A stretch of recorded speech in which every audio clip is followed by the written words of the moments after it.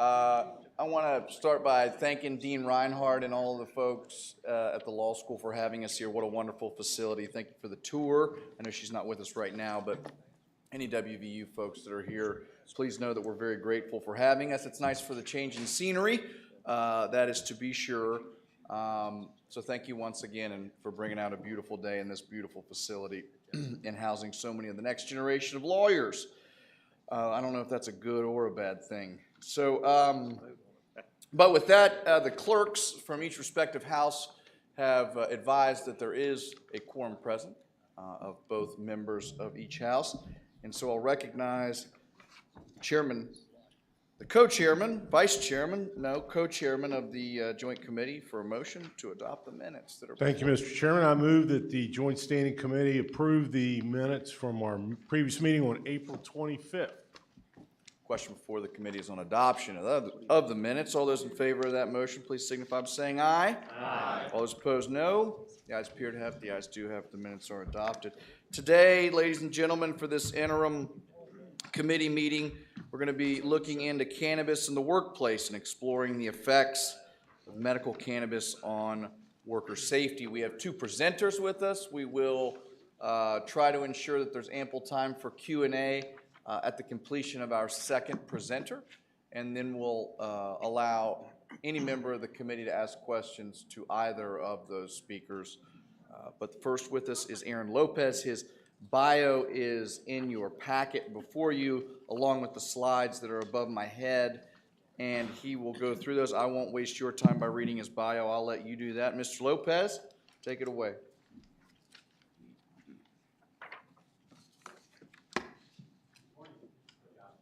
You want to flick that microphone on, there's a switch at the top.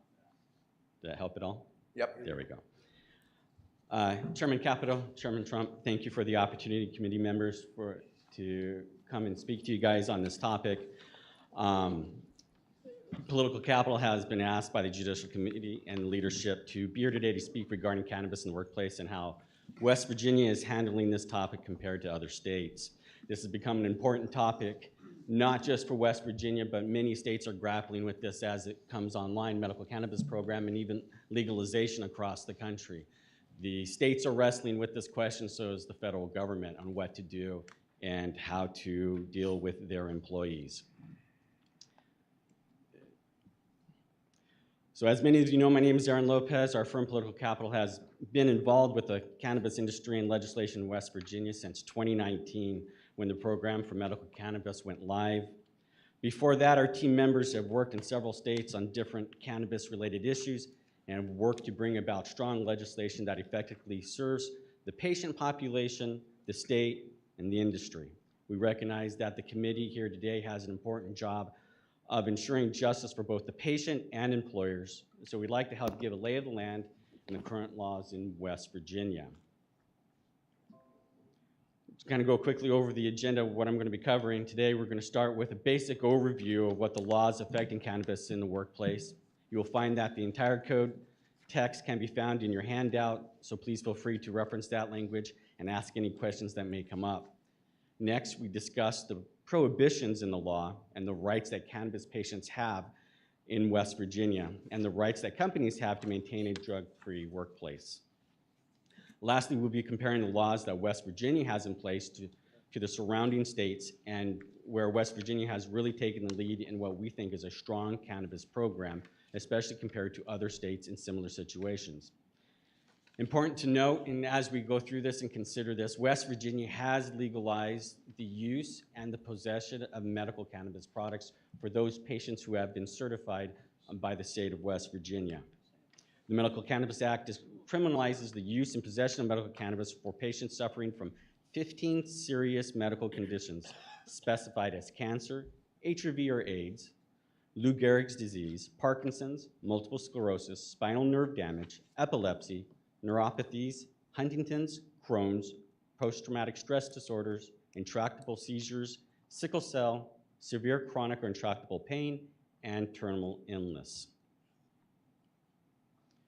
So one of the first provisions in regards to the workplace and cannabis is that an employer cannot discriminate discriminate against anybody who has been certified by the state as a medical cannabis patient. Terminating an employee who tested positive for cannabis was once a fairly risk-free decision.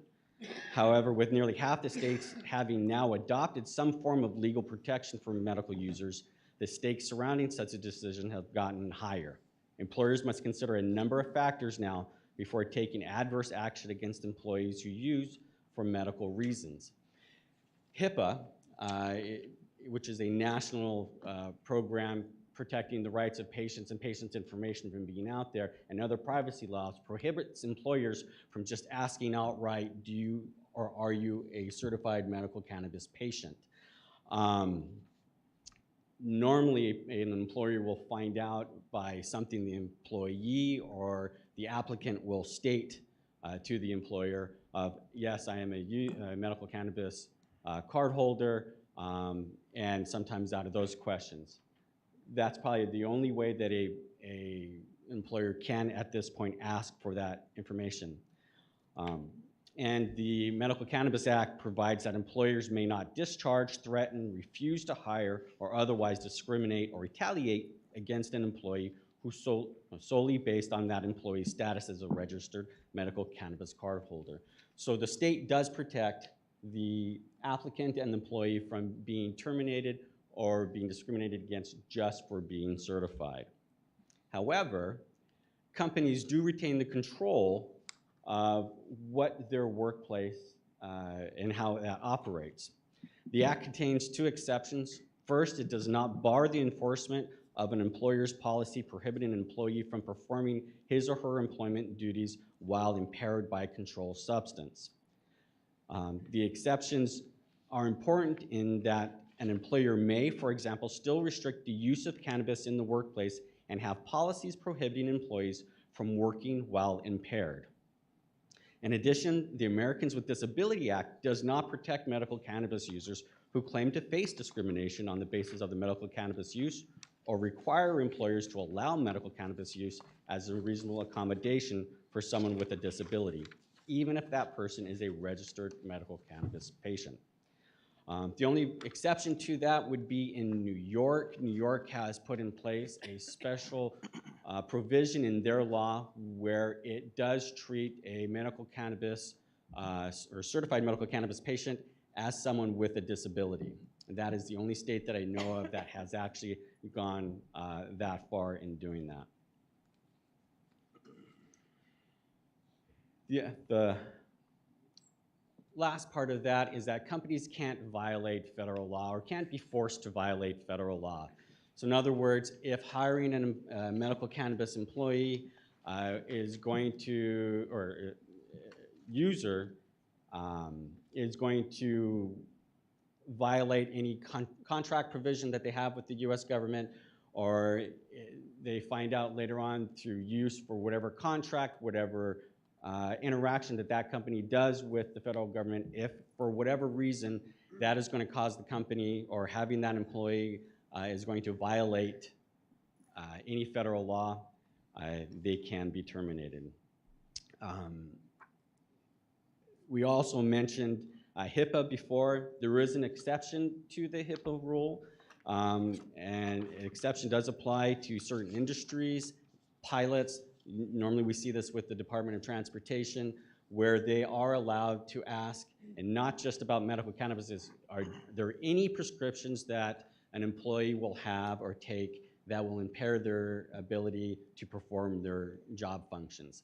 And that has been the only exception to the HIPAA rule that I have been able to find. In the state of West Virginia, there are prohibitions in operation of certain machinery that are specifically enumerated in the code, jobs that just cannot be operated while under the influence. And it does specifically state while under the influence. So you see the use of chemicals which require a permit issued by the federal or state government, public utilities, and machinery such as vehicle, aircraft, train, boat, heavy machinery again. This also applies to the mining, any employment duties at heights or in confined spaces, including but not limited to mining, dangerous tasks, and anything that's going to risk public safety. Now, there are a couple tests out there, a couple pretty common tests right now that are being used statewide, countrywide, to try to figure out what is impairment.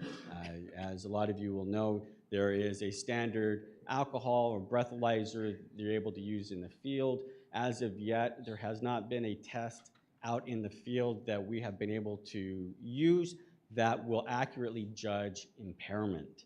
A lot of states will use what they consider serum blood tests, and the state of West Virginia has put that in if an employee is tested, or anybody who is tested and has 3 nanograms of metabolites in their system through this blood test, they are considered impaired. And that is stronger than most of the states around you. The national average is about 5, some going up to 10. The difference between a blood test and a urine test, and why don't they just use a urine test? When it comes to medical cannabis use or cannabis use in general, a urine test is only going to test for inactive metabolites, basically if you have used the product. So depending on the patient or on the user themselves, it could be anywhere from 3 days to a month that a person has used the product, well past the time of impairment. So the test is faulty in trying to really develop or to make the decision if you are impaired. The blood test is a much more accurate, but still trying to figure out where the blood level correlates with impairment is still something that is being tested around the country. As we stated here in West Virginia, you are going to be found in violation if you hit that 3 nanogram level. In your surrounding states, you have several states that look very similar to the laws in West Virginia. Pennsylvania, Maryland, Virginia, all have similar patient protection laws on being able to hire and fire, basically saying you are not allowed to discriminate solely on the basis that a person has been certified, because you might have a patient that has never used the product but is certified and just wanted to go through the process for whatever reason, or just retain that possibility in the future and never will have touched the substance itself. Other states like Ohio and Kentucky do not have these patient protection programs. They do normally follow the safe workplace model, or keeping a drug-free workplace. Pennsylvania, just for a quick note, has a 10 nanogram limit in their testing.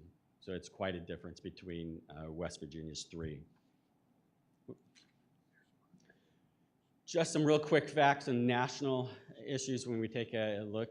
There are 22 states that have issued laws to protect patients, basically the ability for an employer to hire or fire, basically saying we don't want you to base that decision solely on the fact that they're a certified patient. There are 5 states that have a termination protection, basically saying just for the simple fact that you have tested positive for cannabis use is not automatic dismissal. They will have to then go into further detail of impairment, of when was used, and just causes them to look a little deeper into it. However, no laws so far have ever said you are allowed to be impaired while in the workplace. And I think for the most part, we see that with alcohol, we see that with anything, even with sleep deprivation. You want to make sure that you do not have an impaired employee at any level. As we said before, the average is about 5 nanograms per milliliter, while some states are as low as 3, as West Virginia. Other states are as high as 10 nanograms. You are even seeing cities go ahead and apply patient protections where they will also state We do not want anybody to be fired simple for the use of. We want to be able to look into it. And also, not all of them do that, but some of them is just, we are not going to terminate you solely on the basis that you are a certified patient. We're also seeing changes at the federal level where they are beginning to take a look. I think a lot of you know the White House and early in the administration released several employees that had admitted in their background checks to use of the medical cannabis, or they come from medical or legal states, and they were terminated for that because of the strictness of the rules at the federal level. Recently, the White House has issued a rule that they're going to start taking a look at making sure that those, just because past use does not automatically qualify you for termination. We've also seen a letter from Congress go to the Department of Transportation asking for the same thing, mainly because of being able to hire and the shortage of workers that have used, especially in states where this is a legal product. A major shift in one of the largest companies in the country, Amazon, has changed their policies that they will no longer be testing for cannabis use and asking if you have ever used cannabis before, because they are finding that they do not have enough employees if they start screening for that and not hiring.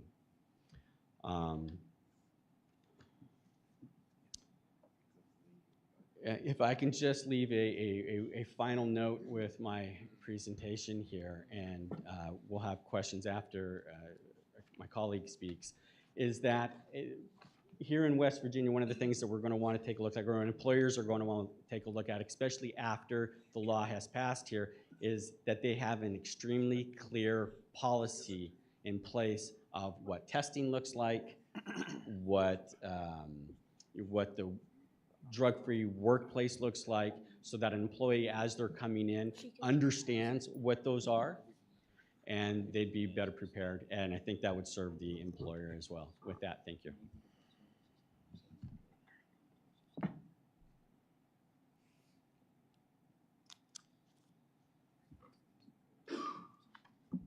Thank you very much, Mr. Lopez.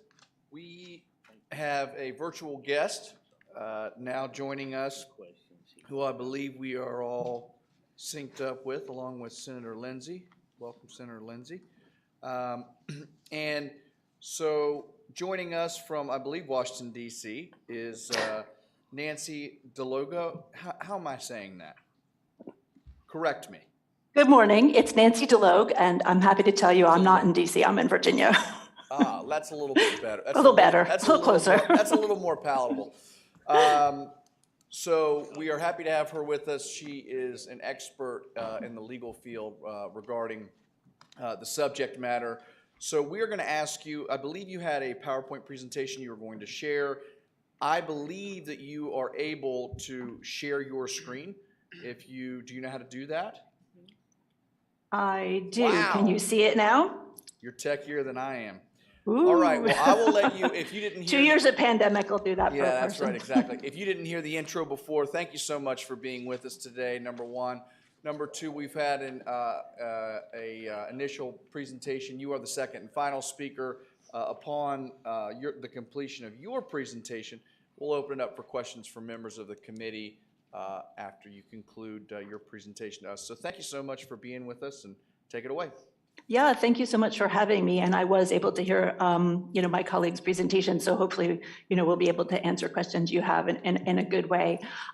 Just so you know who I am actually an employment lawyer, and for Littler, I've been here for 25 years, and all I do is work with employers. So that's really my perspective. I'm not here to advocate for or against marijuana in any way, but just to kind of let you know, what are employers dealing with? What are they nervous about? What are their concerns here? Before I went to law school, actually, I did work in DC at the U.S. Chamber of Commerce for working with small businesses and things like that on some drug-free workplace issues, which tells you how I got into this space, and I've just stayed here. Just for background, Littler did a survey of 1,300 in-house counsel and sort of high-level human resources people like vice president level and above in 2019 and asked them, what's difficult for you? What's a challenge about compliance? And legalization of marijuana was the second most commonly cited issue. It's making them really nervous. And the truth is, it's not just that, as you've heard and as you'll see, these laws are all over the map, and they're all kind of snowflake laws, if I can, where every state has a different approach. But also, there's a lot of expectations that employers will be able to employ people who use cannabis, or I call it marijuana, and I'll explain that in a minute.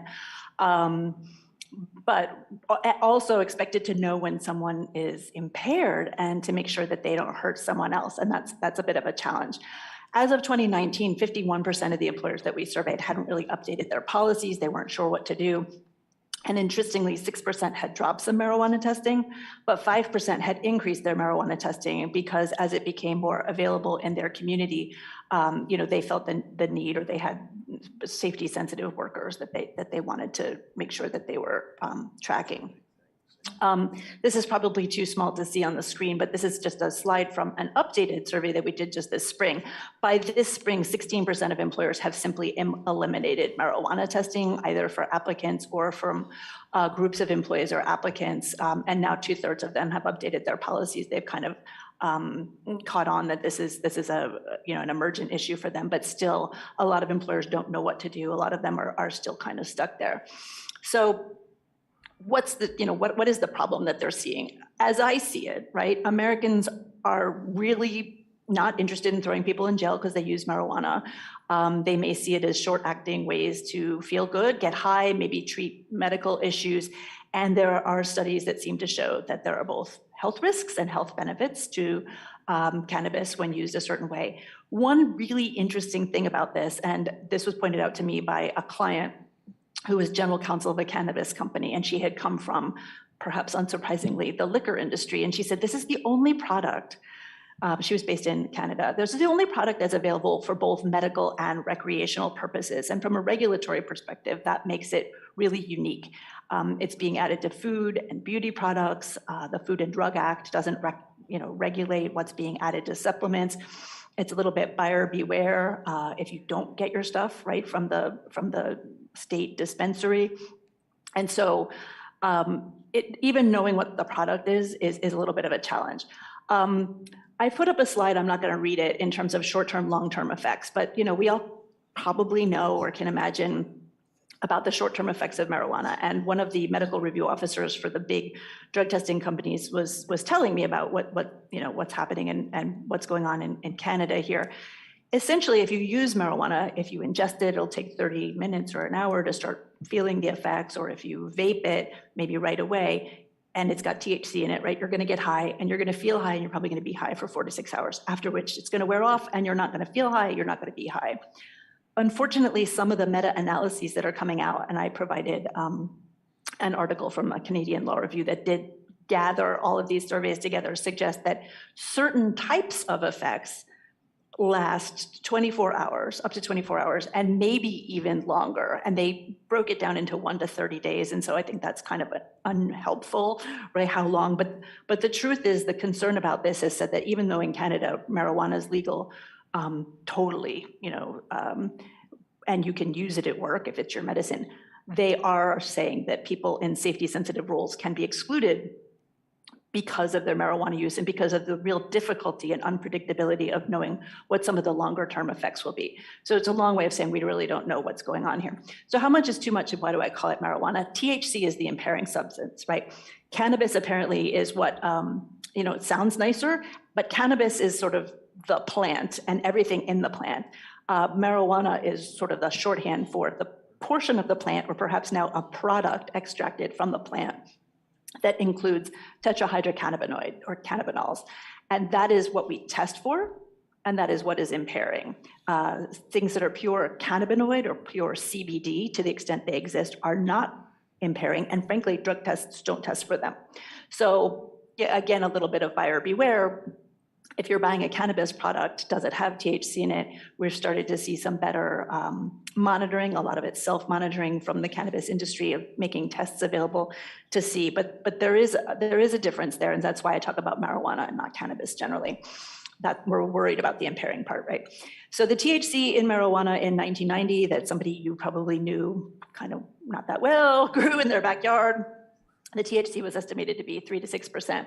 In Colorado, they actually require growers to submit samples to the state for analysis periodically, and that has showed that the average THC is now between 24 and 26%. And then edibles or extracts or butters, vapes, you can see they claim that they've got up to about 90% THC. So not only is it available for recreational and medical use in some places, we really don't know the strength. And for an employer, that is a challenge, because if you know someone is taking, for example, an opioid, right, and they're in the mining industry, you can take that prescription and you can take that individual and you can ask them to go for a fitness for duty exam, and you're going to have a medical professional evaluate them and say, with this amount of, opioid, they're either going to be impaired or they're not going to be impaired because they've been accustomed to it, and it's going to be something that they can make a prediction about safety. With marijuana, it's like, hi, okay, you seem to qualify for a cannabis card. Go out and try these various products and use as much as you need until you feel better. And so from an employment perspective, we really have no objective way of trying to determine ahead of time whether someone's use of cannabis is likely to cause impairment at work. I don't have 25 states listed. These are I think it's closer to 20, but not to necessarily disagree with my colleague, but these are the states that I'm aware of that have medical marijuana laws that have express or implied employment protections. And you can see it really started in the Northeast. If you're in California or in Colorado and you test positive for marijuana, your employer can decide not to hire you. They can decide not to fire you. I did want to, just because I am an attorney, and so forgive me, HIPAA has nothing to do with employment law. HIPAA does not prevent employers from asking people about, are you a cannabis user, or frankly, have you been vaccinated or anything like that. HIPAA only applies in the healthcare setting, and it's really about that. What the law that we're really looking at is the Americans with Disabilities Act, which limits our ability to ask medical information. So employers can ask if you're a current marijuana user, but they may not be able to do anything with that information. They cannot ask about a history of marijuana use, again, under the Americans with Disabilities Act. So I did want to clear that up. And so there's not a HIPAA protection exactly. It's more Americans with Disabilities Act and or state law. So again, here are the states with some legal protections for workers using medical marijuana, and they vary quite a bit. You're on that list.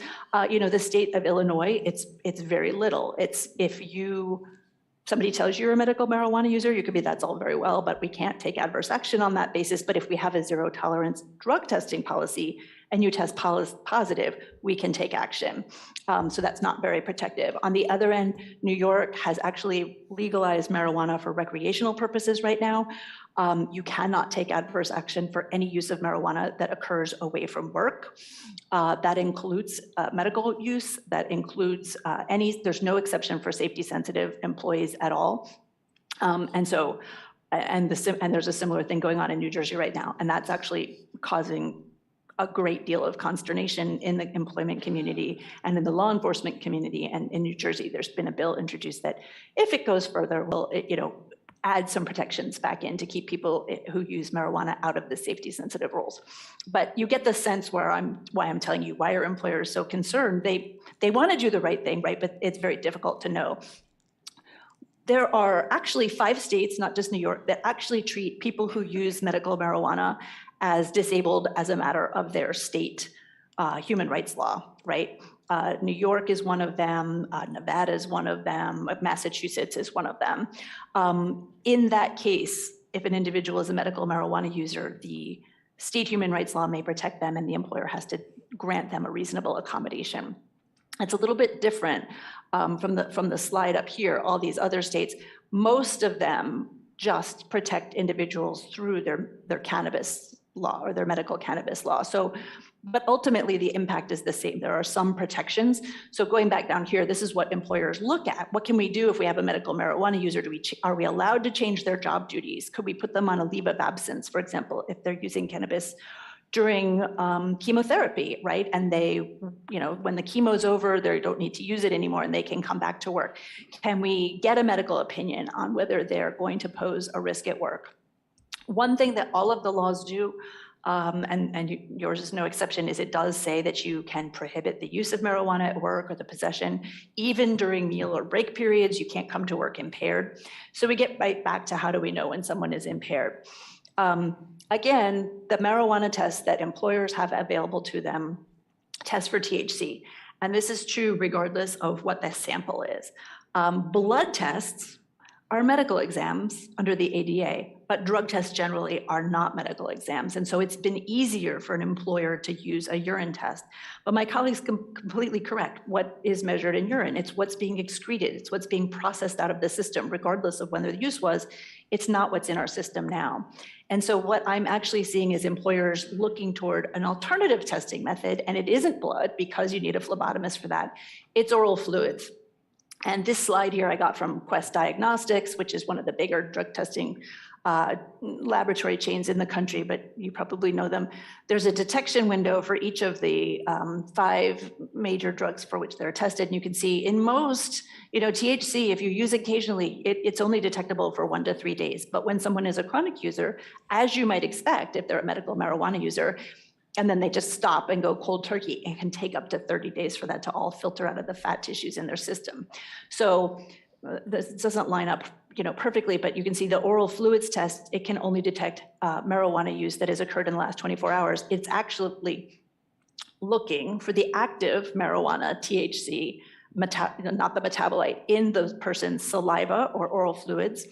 And I'm a lawyer, not a scientist, but I've read a couple of studies that say that in general, that maps pretty well to what is in the blood level. So is there a test for an impairment? There's not a test for an impairment. There's never been a test for impairment. We don't have a test for alcohol impairment. We have a breathalyzer. It measures the amount of alcohol in one's blood. What's different is that we have 75 years of federal highway safety data, right? That says if you have this amount of, alcohol in your blood, you're this much more likely to be involved in a wreck or things like that. And so as you look at what are the signs and symptoms of substance abuse or marijuana use, I don't mean to suggest that people who are using it medically are necessarily abusers. You see that it builds up in their system, and we don't really know. We're going to have more data about that, but unfortunately, much as with alcohol, it seems there are some short-term effects, right? And there are going to be some long-term effects, and it's going to take a while before we know kind of what those are. What I tell my clients is, I don't want you drug testing for marijuana if you cannot or will not do anything about it. Because right now, although as I started, I think, Americans want employers to be able to, protect people who might be using medically. At the same time, they expect those employers will prohibit or prevent people from working while impaired. And it's very, very difficult without training. And even with training, the previous speaker may be familiar with this. There's been some criminal cases where, do the police have cause to pull you over or to take action if they think you're driving while impaired. And it's increasingly hard, to make those stick. I will point out that the cutoff levels that he was mentioning in terms of the nanograms per milliliter of THC that's in someone's blood is a criminal standard for definitely driving under the influence.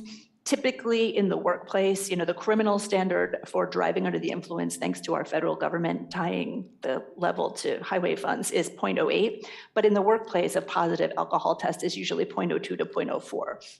Because that's when, according to the federal studies, that's when you start actually seeing some impairing effects. So I don't know that it's so helpful to say, West Virginia has a 3 nanograms per milliliter blood level for showing that someone's impaired while DUI, and it's not that easy to tie that to the workplace. It would be helpful if there was something else, or just some guidance on, for some roles, unless we actually think you are impaired, but we're not going to prevent you from holding this role, but for other jobs or roles, it is a significant safety issue. I have employers now who will tell me that they are following the federal law, that there's federal preemption of the state law, that I don't have to do anything under state law. And so I brought you a case study, and this is Connecticut, and its law is not too different from yours. It basically says unless required by federal law, and that's almost exclusively Nuclear Regulatory Commission and transportation workers, people who have CDLs, who fly planes, who operate trains, things like that. Unless required by federal law, or required to obtain federal funding, an employer, which is almost nothing, an employer can't refuse to hire a person or discharge, penalize, or threaten an employee solely on the basis of their status as a qualifying patient or primary caregiver. We don't see much interest from employers in the caregivers. They're worried about people who use, right? So there was an employee, she was an applicant, she did a pre-hire test. They allowed her to start working before the test results come back. And it came back positive, and so they let her go, and she said, hey, this violates the Connecticut medical marijuana law. And the employer argued the Controlled Substances Act, the ADA, the Food, Drug, and Cosmetic Act, and the Federal Drug-Free Workplace Act, because they were a federal contractor, prohibited them from employing her. And we didn't act on the basis of her status. We acted because she tested positive for marijuana. And that's different. And the court started out by saying, no, that's not right.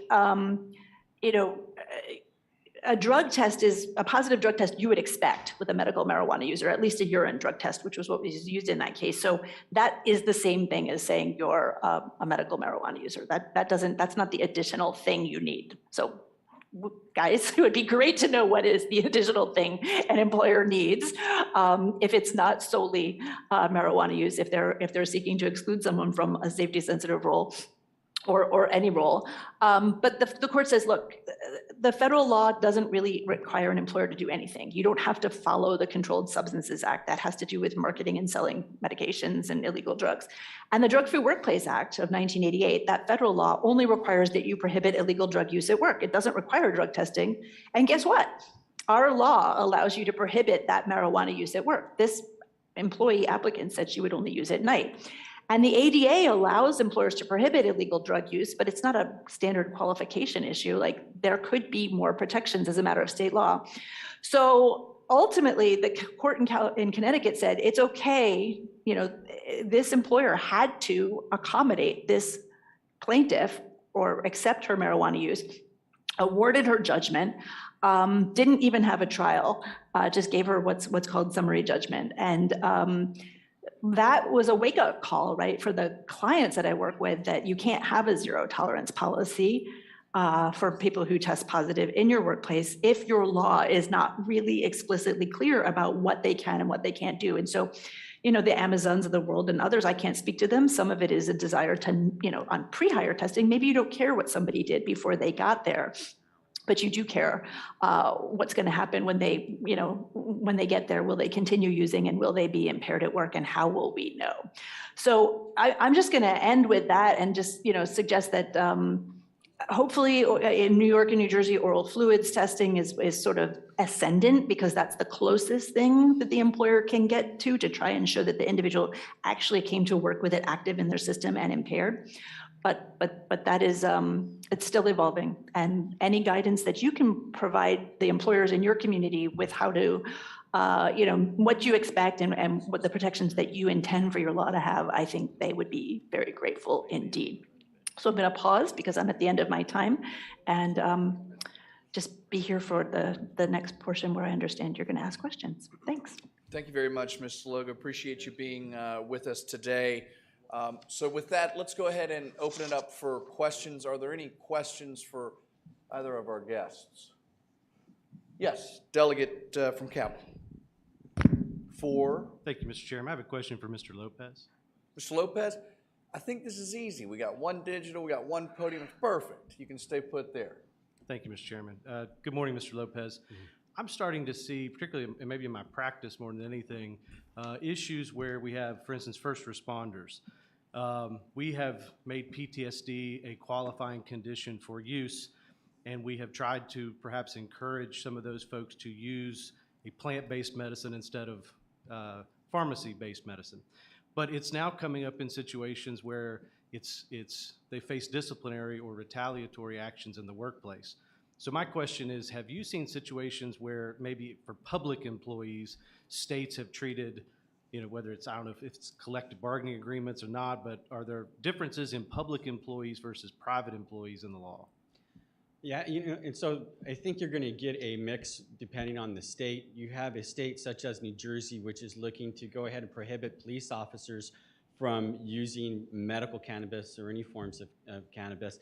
Then you have locations such as Pittsburgh, where the fire department has contracted with the city in the allowance of medical cannabis use for their firefighters. So they are allowed to use it, obviously, at home for any issues or pains, any treatments that they have that they normally would have taken, some form of a steroid for something else for the medical treatment. And then they leave it and they treat it to the point of alcohol. That's up to their captain to then ensure that as they come and they are prepared for work, that they are not impaired.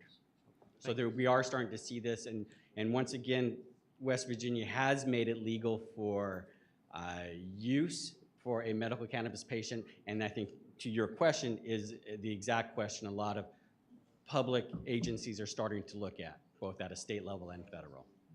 Thank you. Further questions? Yes, delegate from Fayette for, Mr. Lopez. yes. Thank you, Mr. Lopez. So right now, an employer cannot discriminate because an individual is a certified medical cannabis person, a certification person, but the employer, correct me if I'm wrong, the employer can, however, set its own standards and guidelines as to employment practices, period. Correct. I think even in West Virginia, I think maybe it's a week or 2 weeks after they passed the Medical Cannabis Act, they also passed a Safety Workplace Act, which mirrors, I believe, and I'll let my colleague, if she's aware of the law in the comparison with the federal standard, but it's an employer still has the right to have a drug-free workplace, and making sure that they've updated their policies to reflect that. Nowhere in the law does it allow for an employee or an employer to be forced to allow an employee to use at work, to be able to take it, as the colleague is saying, during the lunch break or right before work.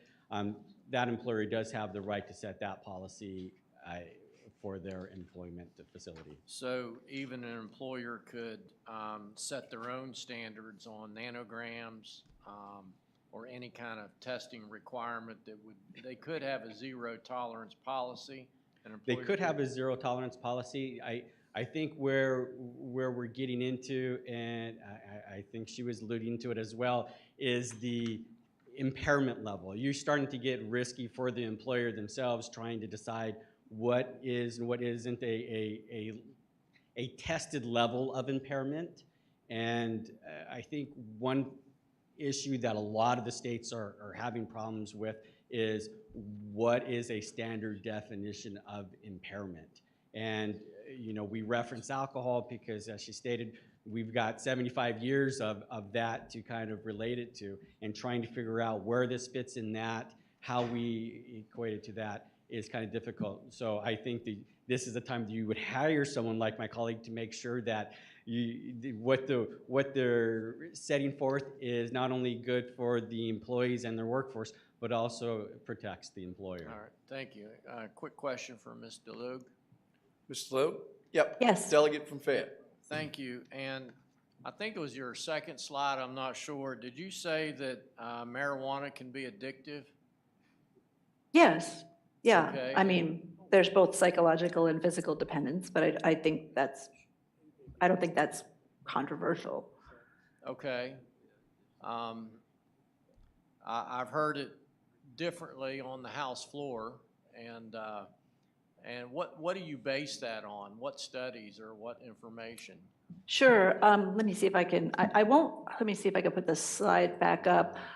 Generally, all of the information in terms of the short and long-term effects that I put there have come from the National Institutes on Drug Abuse, unless otherwise stated. I also referenced, so it was my sixth slide. or my fourth substantive slide, there was a survey that we did of the clients that we did, and there were a couple of others, like, you know, how much THC is in the marijuana in Colorado came from the state of Colorado. But you know, as I said, I'm an attorney, right? So all I can do is really review the resources and pull them together. And so I've tended to use either the stuff that is reported by the states that have implemented marijuana laws, because they are, most of them, Colorado in particular, studying them pretty closely to see, just like you are, where this is going, but also National Institutes on Drug Abuse Studies. And I did provide some resources to your colleague who asked me to present here, and I can certainly provide the underlying surveys or studies to the extent they're not here, if that would be helpful to you. Could you make your slideshow available to us?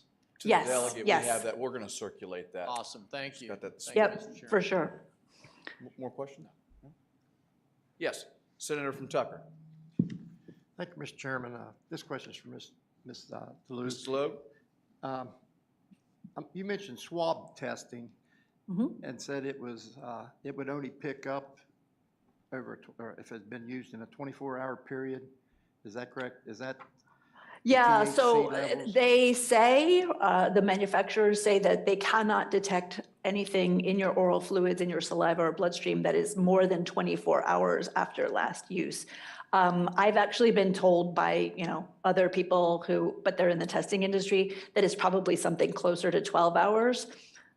But, you know, the standard sort of like end point seems to be 24 hours. So I don't want to suggest it's much less than that, because that's what they go with. Okay, my next question, the swab testing, would it pick up the CBD oils? And No, what it's also testing for is, and I won't get THC. into the molecular TCA-OOH kind of thing, but it does it's looking for the active tetrahydrocannabinoid in the sample. I suppose someone could develop a test to look for cannabinoids, but that's not what they do. They're looking for the THC because that's the impairing substance. And I didn't mention this before, but it's sort of interesting to note. So the federal government added oral fluids testing to the panel of what is acceptable for federal workplace testing in certain circumstances in December 2019, which nobody remembers because nobody can remember anything before March of 2020. But because of that, they have to add those oral fluids tests to the Department of Transportation testing program that covers 8 million private sector employers in the transportation industry. And they have a notice of proposed rulemaking out to make that happen. What I can tell you about the oral fluids testing is that they're fine in almost every state.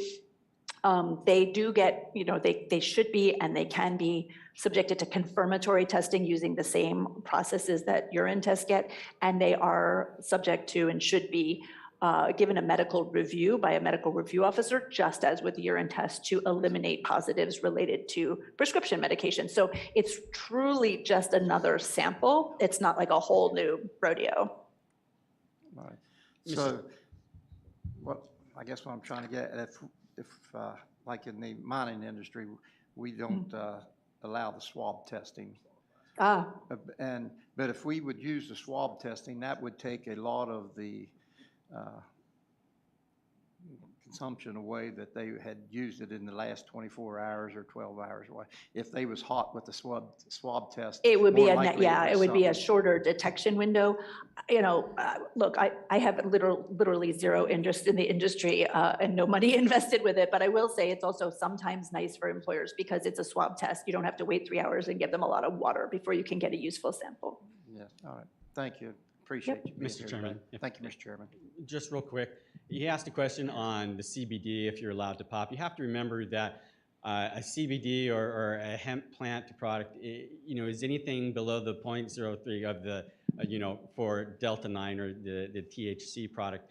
And while typically you won't pop for it, the potential is there depending on how much usage you have. This is a fat-based stored product, and it can accumulate and it can come up, and to just say that it won't pop, you know, I would hate for somebody to say that's all we've used, depending on the product and how it's stayed and the testing of it. And if somebody were to say, I just only used a CBD product, I don't want to build them false hopes that they'll never test positive for that, because the potential is there and it has been there.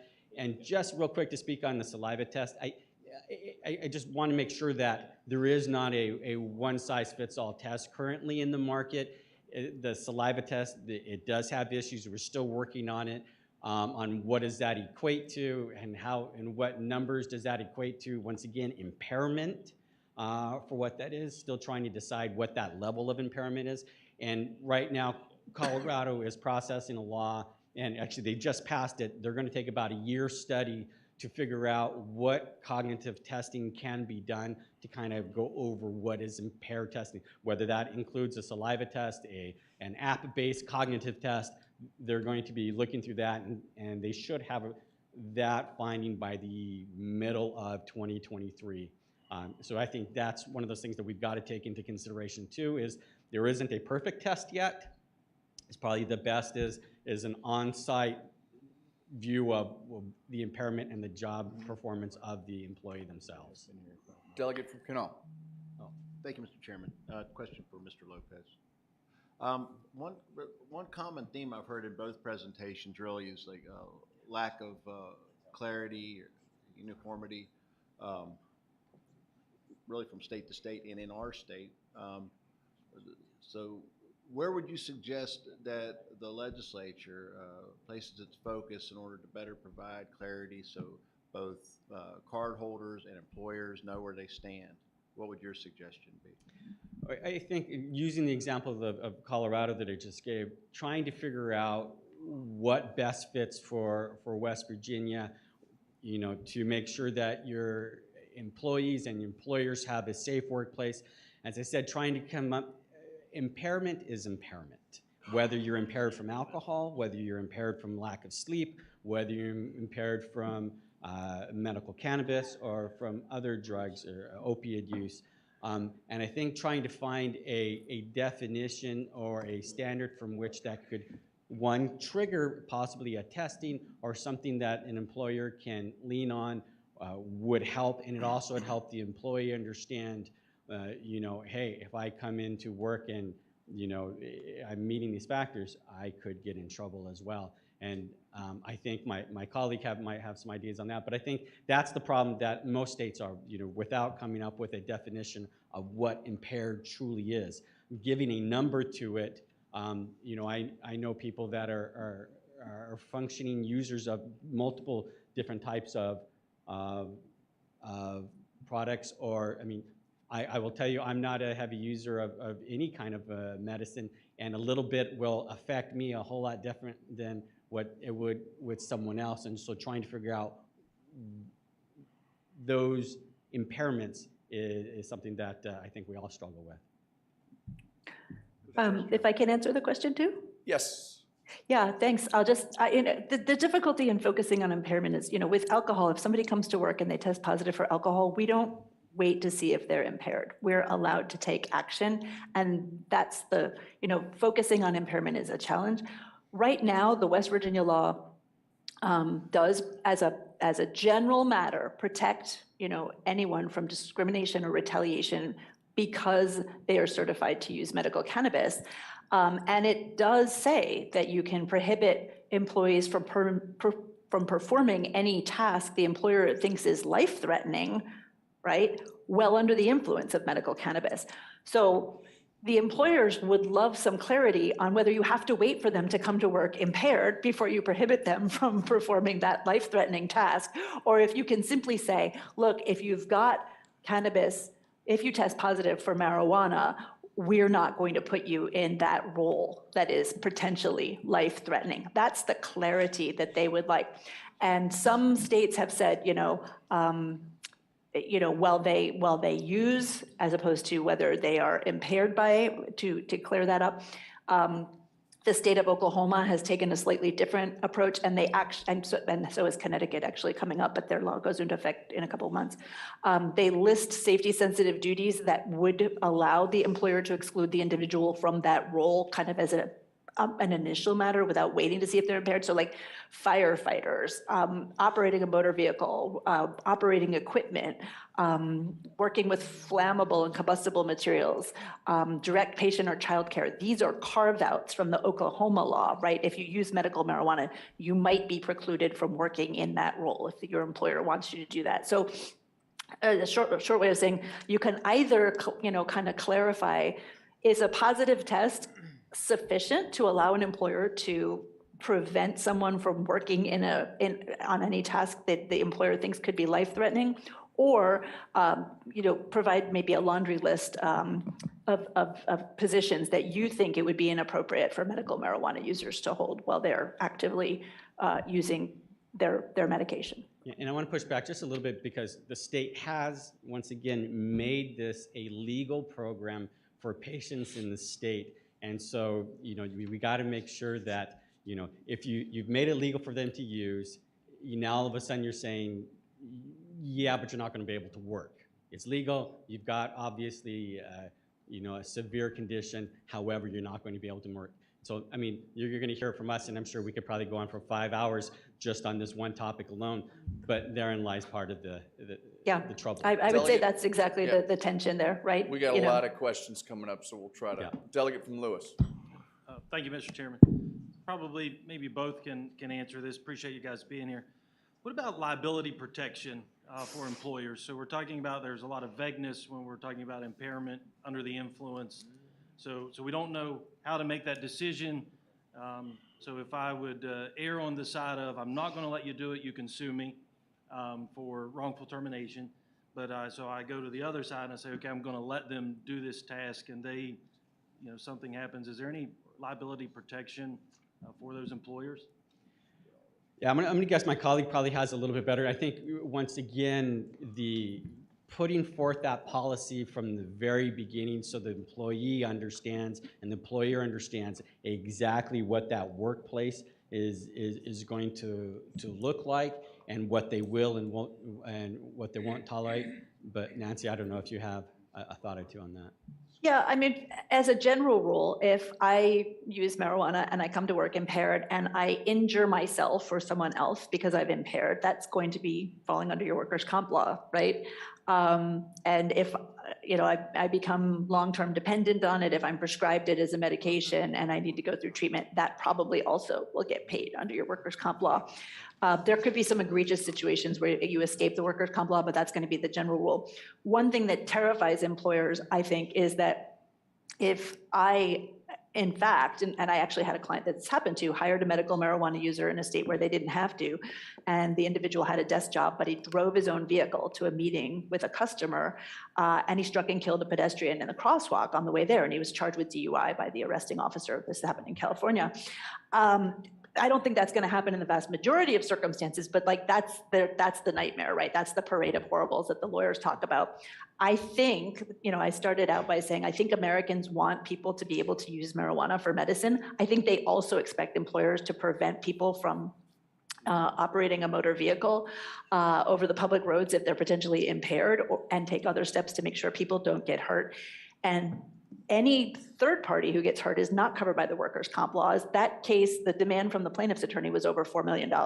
So no, there isn't protection from them on that basis, which is why I think I said at the beginning, I was like, if you can't do anything with the marijuana results, I'd rather you not know. But, that's not very satisfactory if you're talking to the safety team at a particular place of employment. Senator from Harrison. Thank you, Mr. Chairman. Mr. Lopez and Ms. Delegate, thank you for appearing today.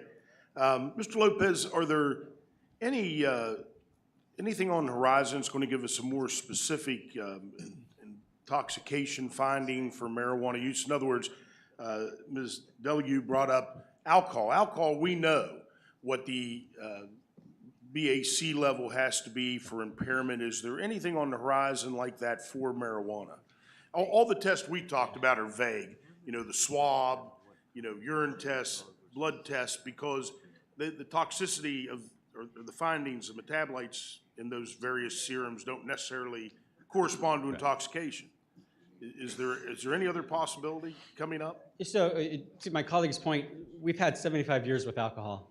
we're still trying to figure out what this means. There was a Canadian test where they have done the study where they were trying to figure where that blood serum test would correlate with the alcohol test. And they were figuring it was between 6 to 8 nanograms was about a 0.05, and where intoxication to a 0.08 level was at a 12, 13 nanograms, in your systems.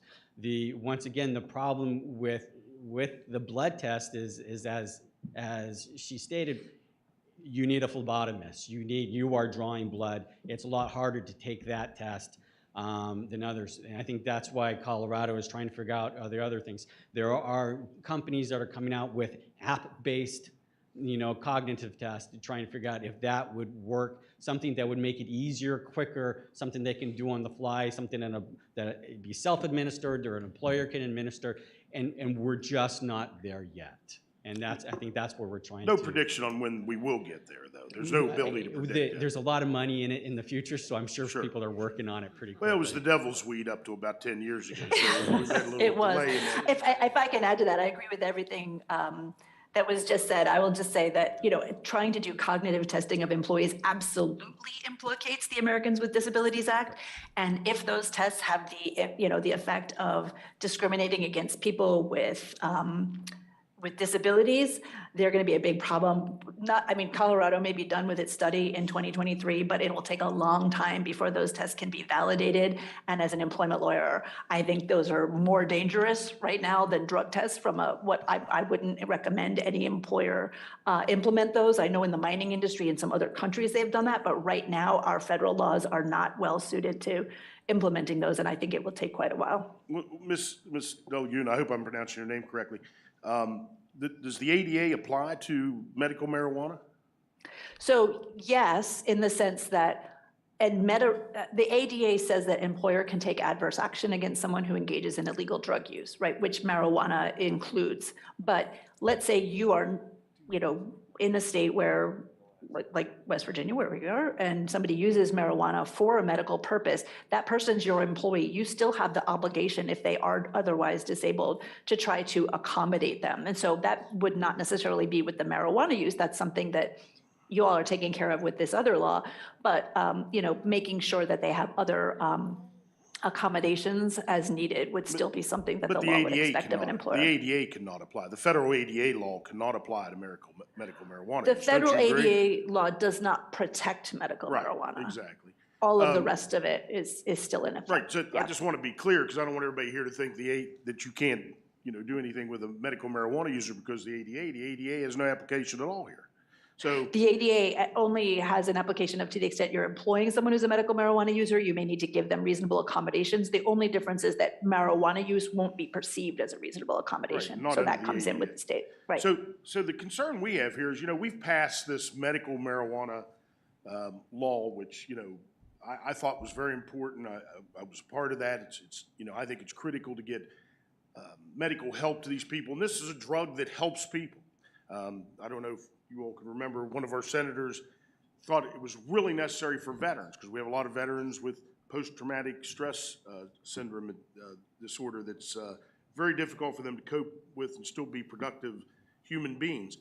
It sounds to me like we're caught between a rock and a hard place, because if you're using even a CBD or some other type of hemp product, that's defined as something with less than 3% THC, but a swab test could pick that up. I mean, isn't that right, Mr. Lopez? Isn't that what you were trying to say earlier? That if we had a no tolerance policy, we would have effectively be eliminating this medical marijuana law that we've had spent so much time crafting so carefully, because somebody who's even using a non-marijuana product would test positive in many of these tests because there is some THC in it. That potential. Can I speak to that, actually? Yeah, I asked Mr. Lopez. I'd like to get his comments first. Certainly. Yeah, I think you're absolutely right. The likelihood of somebody using a pure CBD, it's not high, but the likeliness is there. And depending on storage, depending on the testing of the product and how it's tested, it's not a registered product here in the state, so testing requirements are very low in the state. So if somebody buying an over-the-counter product from a local shop, It is not tested the way a medical cannabis product is, so you don't know what you're buying. But typically, the likelihood is a lot lower, but the potential is there The for potential's somebody. there, could be cross-contamination, any number of other things that could affect that. Ms. Delegate, do you want to respond to that? Yeah, it's just, so I'll tell you what what I'm hearing from the scientists who do the testing for employer programs are, and it might be, you might want to follow up with one of them, but in general, if you have CBD at 1/3 of 1%, the literature suggests that you have to use like 2,000 to 3,000 times the recommended dose to cause a positive result.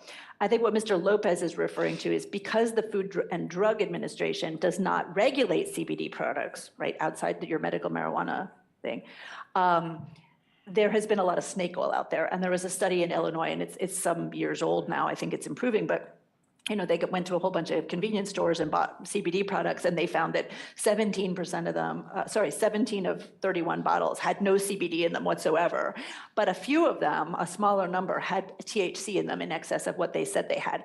And the courts have started to deal with that with the federal court in New York led by saying, look, you might not have a claim against your employer for firing you because you test positive for THC. You have a claim, you have a racketeer influence and corrupt organizations case against the manufacturer who said there was no THC in that product that you used. And so I think, as the industry grows a little more mainstream, we're probably seeing better products, but a lot of it's 6 of one, half dozen of another. You may be using that much CBD, or you may be using an error.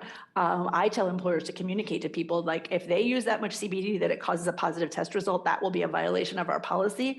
But I also have, there's a lot of employees who say, well, yeah, I just use CBD, but. Thank you, Mr. Chairman. And something else on the side. One more question. There's a lot of ambiguity out there. And it sounds to me, we want to get people back to work, not keep them from working. Sounds like we're moving in the direction of keeping people from working. But what about people who are on prescription drugs such as painkillers, muscle relaxers? I mean, are we testing for those? Are we, determining whether they're on those going into the workplace? I've taken them. I've got a bad back right now that I'm thinking about taking a muscle relaxer. I mean, do we have the same scrutiny of those, lawful drugs the same way we're now trying to scrutinize people who may be using some degree of medical cannabis to we do. For opioids, for example, in the mining industry, we absolutely do. He was directing it, Mr. Yeah, I was directing. Oh, Mr. I'm sorry, I can't That's see okay. that very well. You're like important. It's tough when you're on the screen there. Apologies. Go ahead, Mr. Lopez. So, and I would agree with that. I think that's part of the issues, and that's why I brought up the discussion of impairment itself, because we treat this as a vastly different drug than what we've been treating opiates for, what we've been treating things. And we're starting to come to understand now a little bit. And however, there are times, and I think especially at the federal level, where they are able to ask, hey, any prescription. It's not excluding just medical cannabis. It's saying any prescription that you were giving that might impede you from performing your job. However, with this at the state level, no, we do not treat them the same. And I think that's part of our push, is to make sure that we're understanding that, once again, that's why I keep reiterating, we have made this a legal program here in West Virginia. We have made it a legal prescription to be done by a doctor, to be done. And it is something that we are trying to find a way. And I know my colleague has the interest of employers in making a safety workplace. However, we're trying to make sure that we're treating patients and making sure that they have the ability and freedom to work as well. Ms. Dell, do you agree with that? You can ask, as a matter of federal law, you can ask employees to report any medication that may impair their ability to work safely. As a practical matter, the employers in the safety-sensitive jobs, those are the ones that actually ask for that information. As I understand it, that's exactly how the West Virginia cannabis law is right now. You're only allowed to exclude someone from a role because of their cannabis use, because that role is life-threatening. So I don't know that I just necessarily disagree, but I think the question is, are there some jobs that are safety sensitive enough that perhaps, right, cannabis users and opioid users, et cetera, should not necessarily be permitted, or, well, I don't want to tell them that they can't go there, but that the employer would have the right to take some steps to promote safety if they felt that it was a life-threatening role and they couldn't be sure of safety otherwise. Thank you, Mr. So, Chairman. yeah, I'm not advocating for like everybody who's, got a desk job not being able to use their cannabis as medicine. Delegate Reed. Thank you, Mr. Chairman. Actually, you kind of just answered one of my questions about the similar medical use of prescription medications, muscle relaxers, benzodiazepines, antihistamines. Over-the-counter histamines can cause issues. So you kind of answered that, and I was just wondering if you could touch back on, in regard to employers, the ignorance is bliss policy. If you don't plan on doing anything about an issue, just not to test at all, the background of that. Well, is that for me? So, yeah, so if an employer tests somebody for marijuana and the individual is being hired to perform a role that does not have a safety risk, then what is the employer going to do with that information?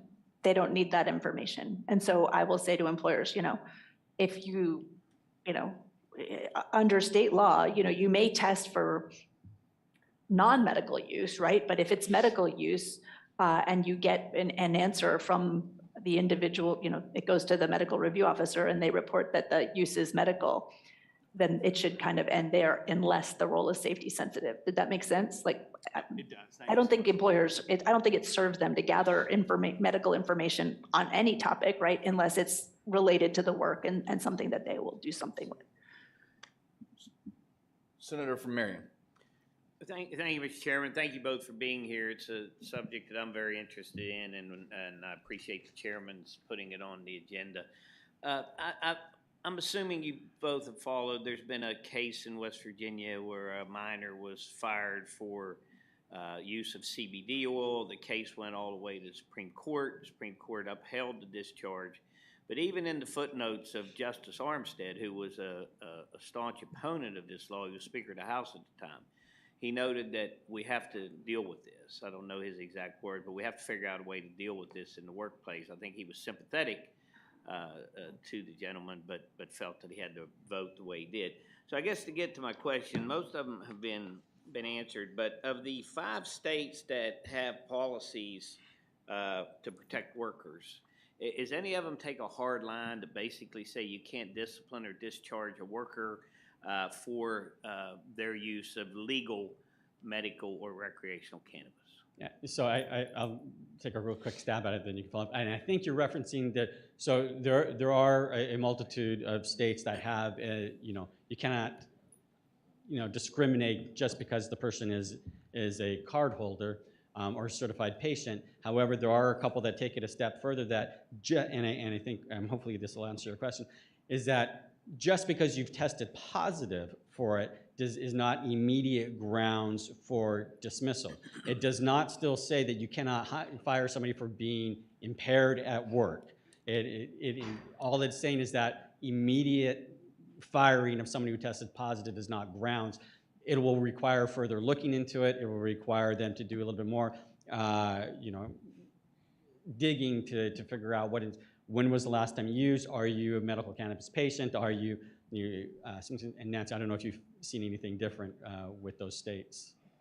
So the answer is New York.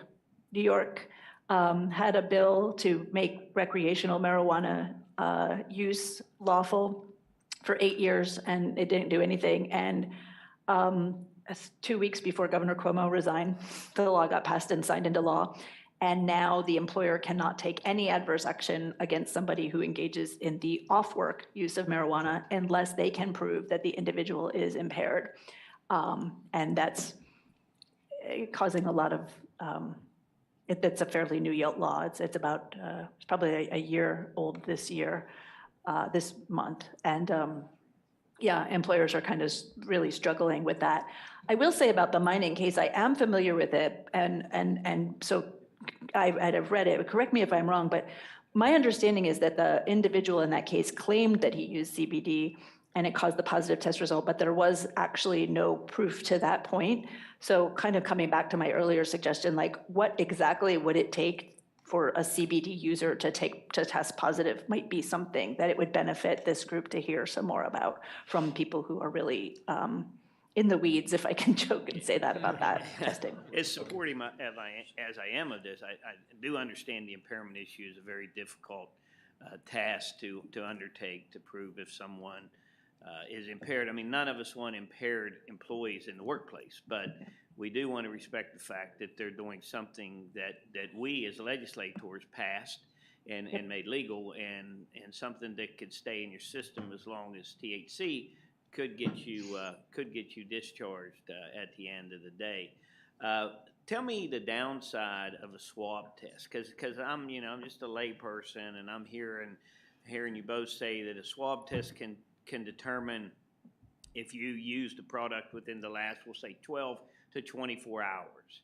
What's the downside of using that in the workplace? Wouldn't that tell you that this person is not likely impaired if he or she had a negative swab test? Let me jump in here really quickly to our two presenters. I'm going to make this, I know that there are a lot of questions. We do have to clear this room. We're already 15 minutes in. I'm going to let this be the last question. I'll give each of our presenters a chance to tackle it, but I'd encourage all the members to be in touch with the presenters. Thank you, I'm Mr. sure Chairman. they'd be I certainly appreciate that. I'm sure they'd be happy for follow-ups. So we'll start with you, Mr. Lopez. Yeah, so I don't think necessarily we see it as a problem, as more as a challenge with the swab test.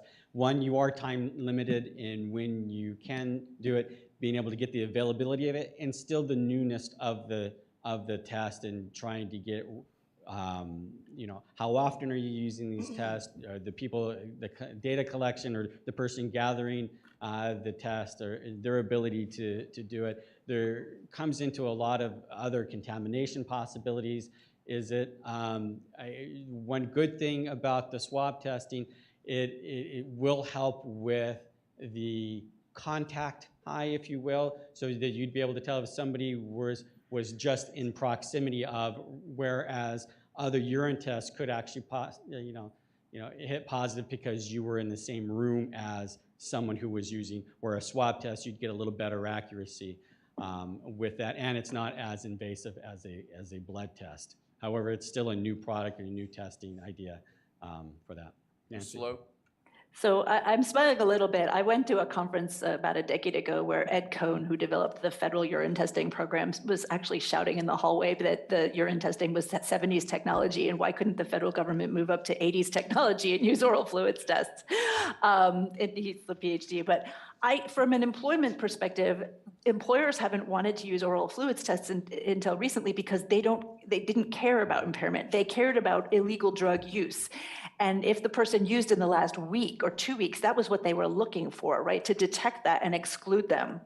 If somebody can refrain from using drugs for 24 hours, they're going to be negative on that drug test. And so employers felt that that was not really what they're trying to get at. They're trying to make hiring decisions based on illegal drug use.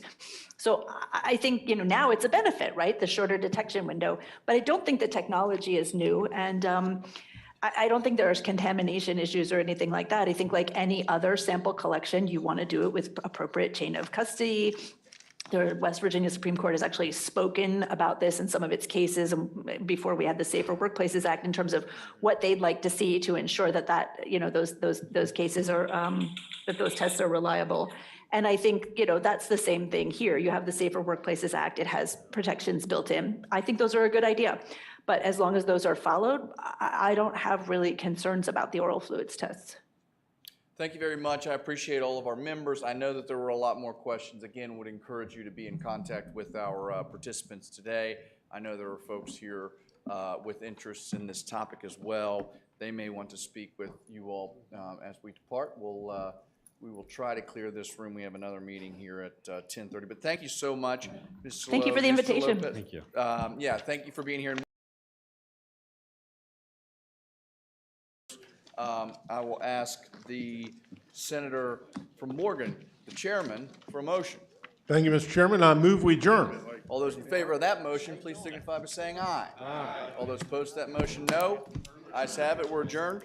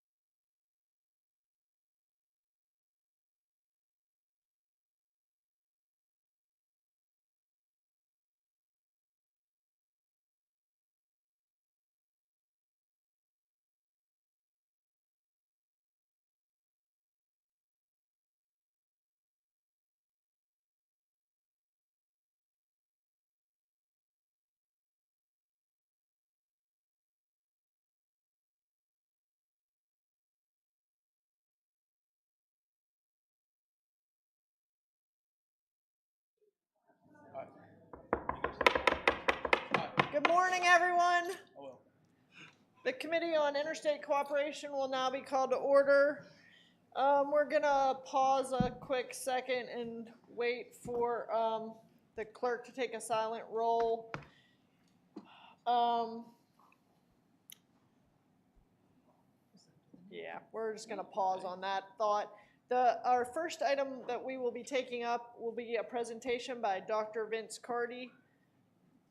We'll ask Dr. Carty to approach the podium, and we will turn the mic over to him. And I believe for the committee, all the mics are live. So just heads up, if you're having quiet conversation with your neighbor, it may not be a quiet conversation with your neighbor. Dr. Carty.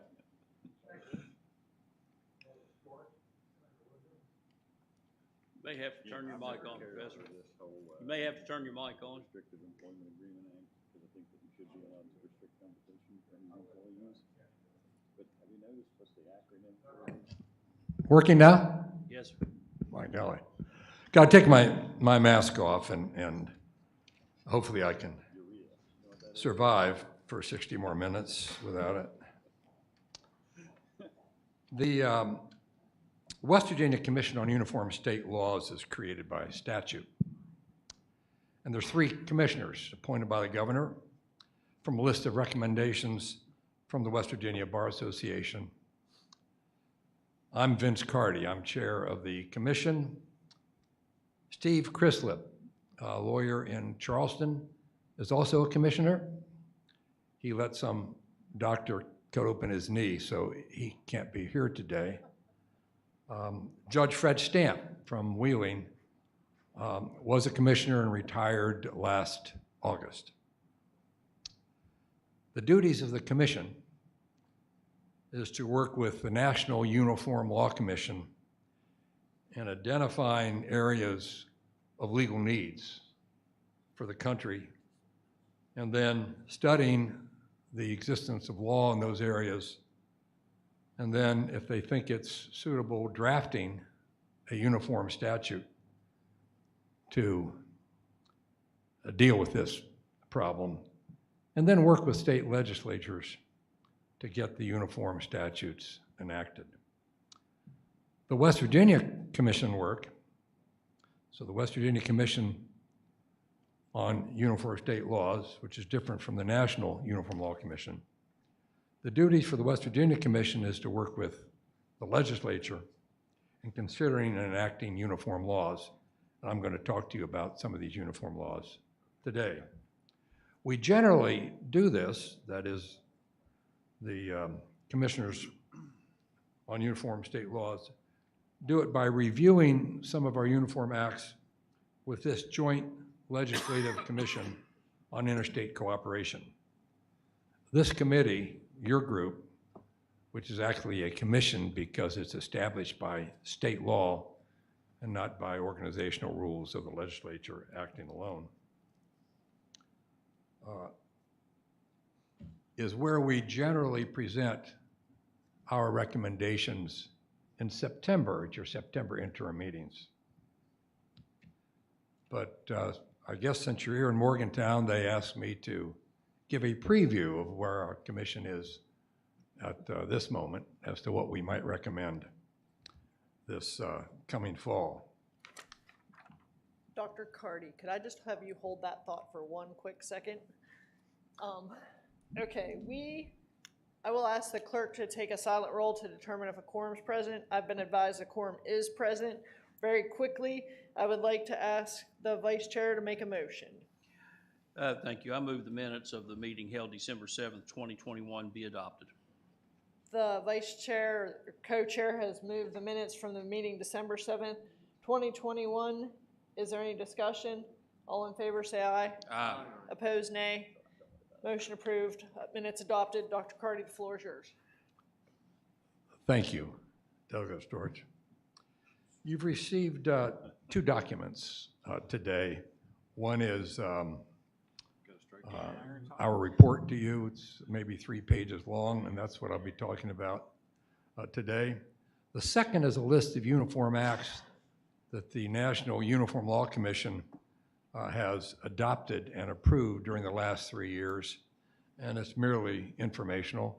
Take a look at it, and if you see something there that you think, gee, this might be something that the West Virginia Legislature ought to consider, then we can present you with more detailed information on that statute. If you wish to see more about any of these acts that I'm talking about today, before the September meeting, I'll send you the full Uniform Law Commission enactment kit, which gives you outlines of the statute, gives you the statute itself, gives you a more detailed version of the statute with the comments, the official comments of the drafters, which help explain it. And you can also send me any questions you have, and I'll be glad to answer them. The first act I'm going to talk a little bit about today is the revised Uniform Athlete Agents Act. It's been presented to this Joint Commission a number of times, and it's been introduced into the legislature several times. It has the backing of the West Virginia Secretary of State's office, which plays a role in the administration of this statute. I'm not exactly sure what happened to the act in the last session. It's my understanding it passed maybe the House and fell in the Senate, but I'm not sure, and that's something that we have to look into. A student athlete is somebody who may be in the future or is presently eligible to play sports, either K through 1 or college sports. An athlete agent is somebody who directly or indirectly solicits a student athlete to sign a contract authorizing this agent to perform services for this athlete, or advises the student athlete on financial and career decisions, sometimes as an accountant. And all these people are essentially athlete agents. And by acting as an agent in West Virginia, if this act were passed, a non-resident appoints, the agent appoints the Secretary of State to receive service for any lawsuits. And an agency contract in violation of this statute is void, and the agent must register with the Secretary of State's office in order to act as an agent. And if an agent violates this statute, then it's actually a crime with a penalty up to $50,000. And to fill out this registration as an agent, they have to give the Secretary of State access to all social media accounts, state their occupation within the last 5 years, lay out their formal education and training to be an agent, give any notice of any criminal record or determinations of civil liability in the last several years. And if they're accepted as an agent, they're certified as an agent, and they're subject to the Secretary of State's regulations. The regulations in this statute lays out a number of requirements. The agent must warn any student that they may lose eligibility if they sign. They must inform the athletic director of their high school or their college within 72 hours. That is, the agent must. The contract can be voided if it fails to comply with these rules laid out in this statute. And the athlete itself must give personal notice to their athletic director. The agent has to keep records for 5 years. The records are open for Secretary of State's inspection. As I mentioned, it's a felony or in some cases a misdemeanor for the agent to influence a student athlete or give materially false information to the athlete or to the parents of the athlete or initiate contract with an athlete unless this agent is actually registered. Now, West Virginia has the first version of the Athlete Agents Act, but it was amended in 2010 2018 and 2019 to comply with some of the NCAA rule changes. So it's important that this act be amended and the legislature adopt it. West Virginia University and Marshall University and Fairmont State University have all endorsed this legislation. There is a question as to whether West Virginia University continues to endorse it. And this question was mentioned by one of the council to your joint legislative commission. I'm attempting to look into that. I've not been able to contact West Virginia University to see if they've changed their opinion on this, but certainly we'll find that out before the September meeting. And so that's my summary of the West Virginia Athlete Agents Act, and we presently will recommend that this joint commission recommend it to the legislature when they consider it in the fall, when the legislature begins to meet in January. The second act that we want to talk about today is the amendments to the Uniform Commercial Code.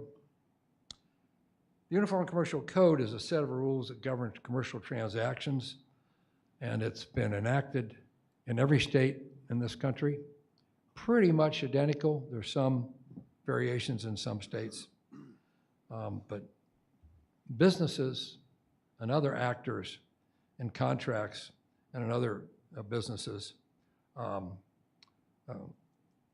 confident in the UCC, and they know that that every state will have the same law which addresses the UCC issues. The issues are contracts for the sale of goods, checks, depository accounts in banks, relationships between banks,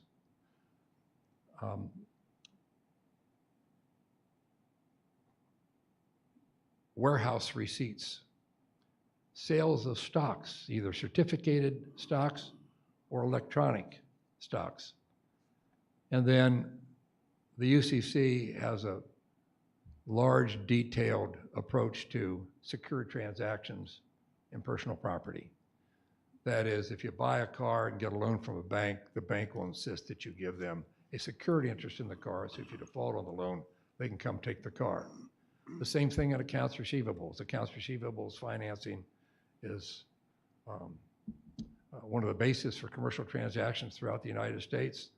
And so if Walmart borrows some money from a bank, then they're likely to give the bank a security interest in all of Walmart's accounts receivable and also their inventory and their equipment and so forth.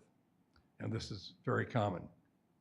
The amendments to the Uniform Commercial Code have not been finalized by the Uniform Law Commission.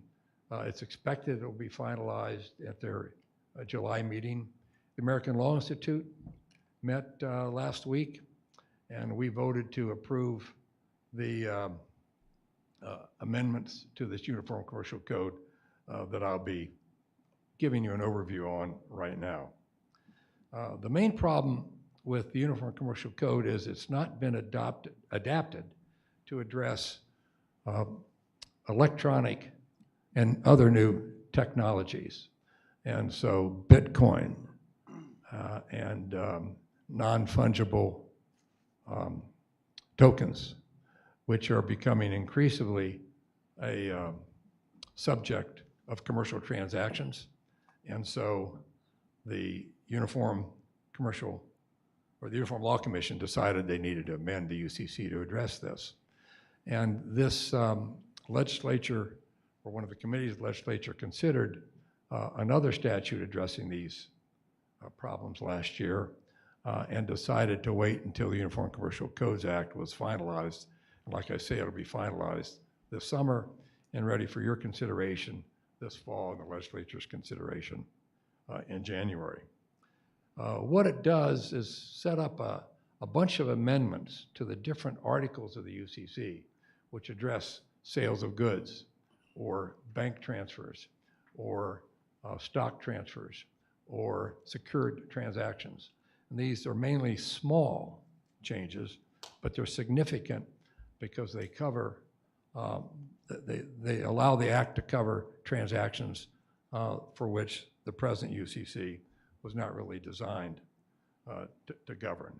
It also adds a new article on the of the UCC, Article 12, which will cover digital assets.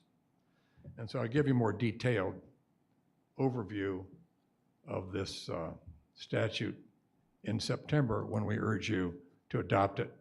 This might be the most important act that the legislature should consider this year because it's expected to be adopted by most of the states in this country right away and all states within a 2-year period.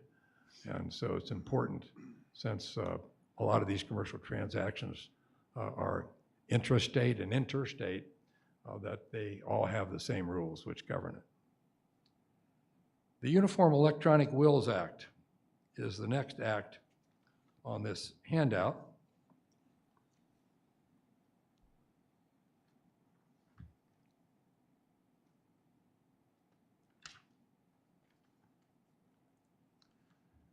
Actually, it's not the Electronic Wills Act, I'm sorry. It's the Electronic Estate Planning Document Execution Act. And the Electronic Wills Act has some similar provisions and they complement each other, but neither of them are dependent on the other, so you can adopt one and not the other. This new Electronic Estate Planning Act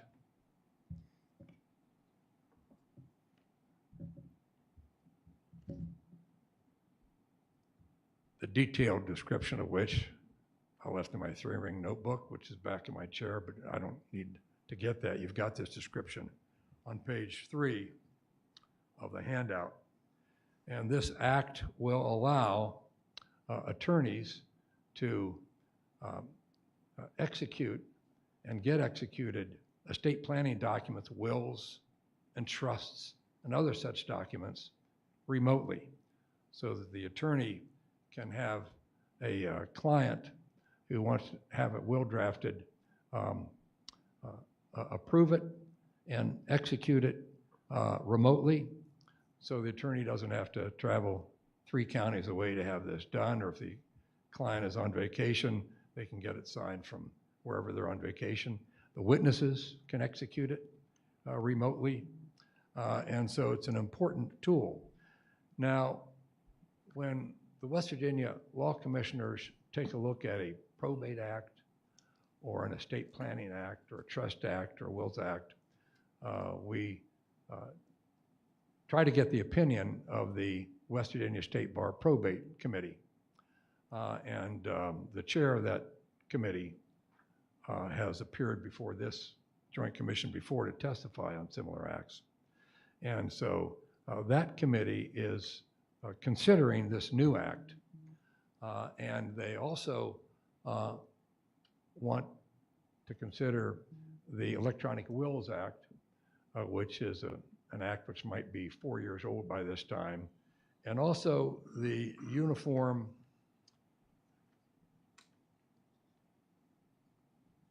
Income and Principal Act, which takes a look at how trust income can be distributed when the trust might say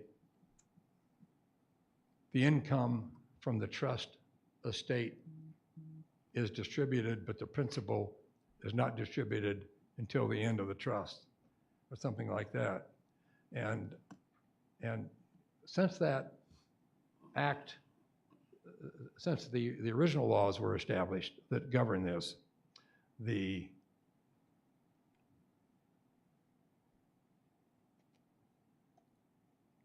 administration of trusts and estates has changed significantly, and so the administrators of the trust would like to invest in investment documents in which not only is the income something which accrues, but the investment itself will grow in value. And so the trustees would like to be able to distribute not only the income that comes in from the trust estate, but also to spend and distribute some of the appreciation in the principal. So if somebody has stock in a trust and the income is $10,000 for that year, but the trust has grown from $200,000 in value of the stock to $10 million in value of the stock, it is the attitude of both the trustees and the practice and the beneficiaries to allow some of that growth in the value of the trust estate to also be distributed. And this Uniform Fiduciary Income and Principal Act allows that to be done. It essentially changes state law. And the probate members of the State Bar Committee are in favor of this Uniform Fiduciary Income and Principal Act. And so they will testify in the fall that this ought to be adopted. This act is several years old. In fact, it's even older than that. But they think West Virginia should adopt it. And at that time, they will have recommendations as to the Uniform Electronic Estate Planning Document Execution Act and also the Electronic Wills Act. And at that time, the commissioners will have some recommendations too. The fourth act that's mentioned on our handout is the Uniform Public Meetings During Emergencies Act. And the description there on page 3 of the handout, or page, I guess, 2 of the handout, essentially describes what this act does. It's an act which has not been finalized. It'll be finalized in July. And you notice it says finalized July 2022. It should read will be finalized, or is expected to be finalized in July 22. And this act essentially works with existing state laws that come up with and address emergency meetings. And it lays out rules for public participation and so forth. The next act, the Uniform Partition of Heirs Property Act, which is an act which has been before this commission for a number of years.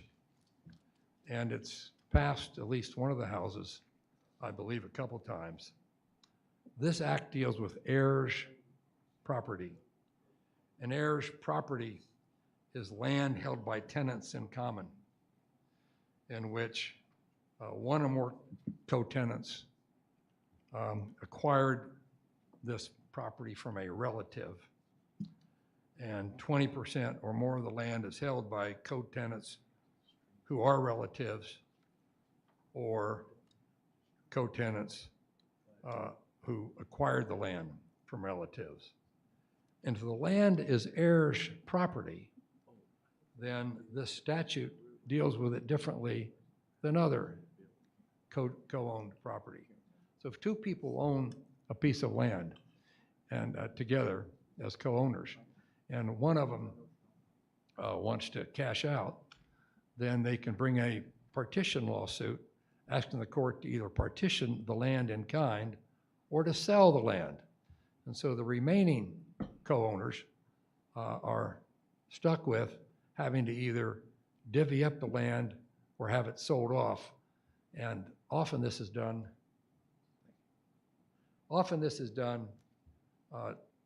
at the urging of somebody else who wants to invest in this land. So they buy the interest of one of the co-tenants, and then they bring a lawsuit to force the sale. And they're the ones with the money, and these co-tenants, the other owners, don't have the money.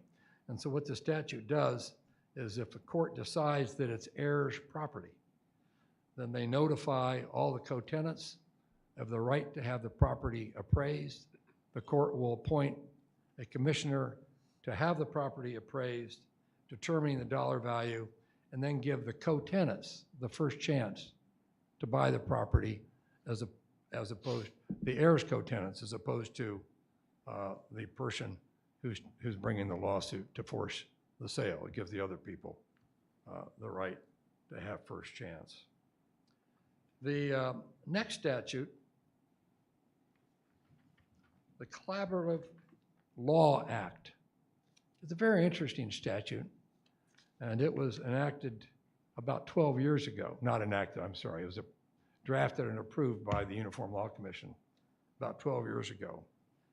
And it's been adopted by 20 states. And it's a very radical act in some ways, but it followed practices around the country. What it does is it allows the parties to litigation to approve for their attorneys to work together to settle the case. And this act lays out rules that, that the parties and the attorneys agree to, which essentially allow these attorneys to work together with their clients to settle it. And it essentially allows clients to authorize their attorneys to reveal their secrets and interests to the other attorney to help reach a settlement. And if a settlement is not reached, neither of the attorneys participating may continue to represent the client because they now have information from the other party that is essentially confidential and secret information which could hurt the other party in litigation. So essentially, it lays out a number of rules, which says the attorney, if they and their clients agree for this to be a collaborative negotiation, then they can reveal their secrets to their attorneys, and the attorneys can reveal these confidential information to the other attorney to try to reach a settlement. If a settlement's reached, then it works out. If it's not reached, then those attorneys must withdraw from the case.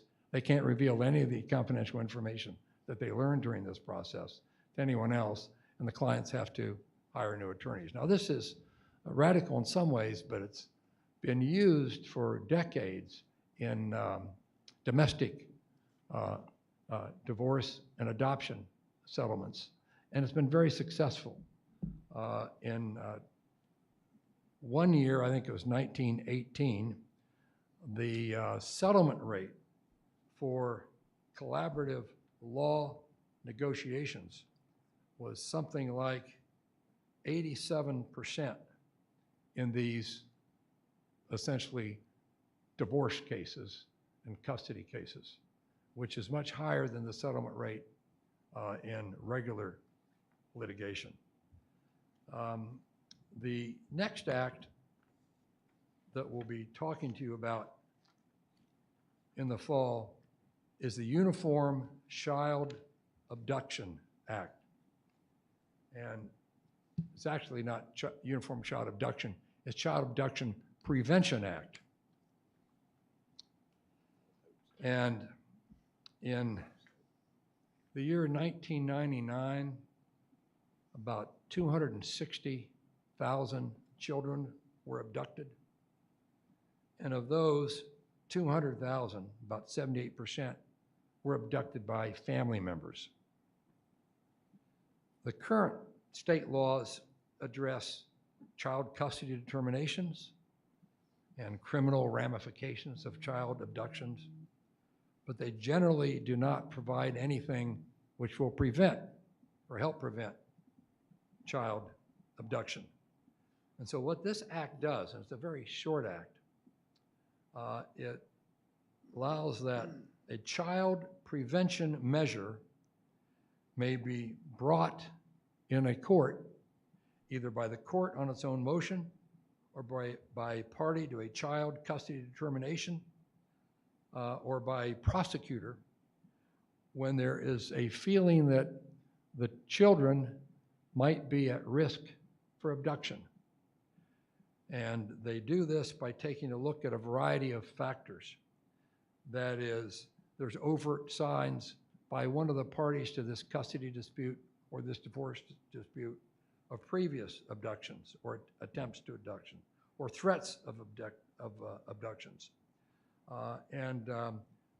They take a look at this danger, and if the court determines that there isn't a danger, then the court can impose travel restrictions, prohibit the individual from removing the child from the state or from the county, placing the child's name in the U.S. Department of State's Child Passport Issuance Alert Program, or requiring the individual, who might be a foreign national, to obtain an order from their foreign countries containing identical terms to the domestic child custody determinations. And if an abduction appears imminent, then one of these interested parties may go to court and get a warrant for physical custody of the child. So what this act does is, if there are signs that one of the parties in this family essentially have a risk of abducting or likely to abduct one of the children, the other party or the court or the county prosecutor can go to court and get these prevention orders, which will help prevent this abduction. This act has been adopted by, I think, 15 states, including Pennsylvania, which is the only surrounding state which has adopted this act.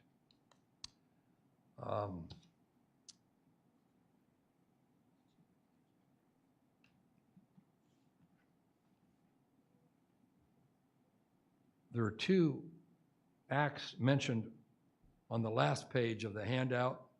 Uniform Restrictive Employment Act, which we described to this Joint Commission last fall, and the Uniform Unclaimed Property Act, which is a long, detailed act, and we've decided to not recommend this Joint Commission consider these acts this year. I've talked to you about the Fiduciary Income and Principal Act and the Electronic Wills Act, which we'll give you in detail this fall with our recommendations. And then entry 10 is modernizing West Virginia land statutes. Your counsel, Brian Casto, has suggested that there's been some mention by some legislators that the West Virginia land statutes need to be modernized. In some ways, they're archaic. In some ways, they have been revised over the last 20 years. We don't have a uniform act addressing this. That is, Uniform Law Commission has no act. But it's quite possible that the Uniform Law Commission could take a look at amending these acts around the state and modernizing them, including West Virginia acts. And so I'd be glad to take the lead in asking the Uniform Law Commission to appoint a study committee to address modernizing land statutes, which are around the country fairly archaic. They use terms that no lawyers understand today. Failing that, the legislature might ask the West Virginia Law Institute, which is a creation of the West Virginia legislature, to take a look at the West Virginia land statutes with an idea towards revising them for consideration by the legislature. So that's the end of my presentation today. And as I said earlier, if you have any questions on these acts, I can get you a full enactment kit, which describes the acts, summarizes them, gives you more detail and so forth. So that's it. Are there any questions for Dr. Carty? The senator from the 15th. Thank you, Madam Chairman. Less a question than just a word of thanks to Professor Carty. And I don't know if you covered this before I came in late, but we did get two of the uniform acts, I think, across finish line this year. One was the one you brought to us on receiverships, commercial properties, and then we had one on establishing civil actions for unauthorized publication of intimate images, that sort of thing. I think we got out of the Senate the Athletic Agents Act, but I don't think it made it to the final finish line. And we failed within the Senate on the Restrictive Employment Agreements Act.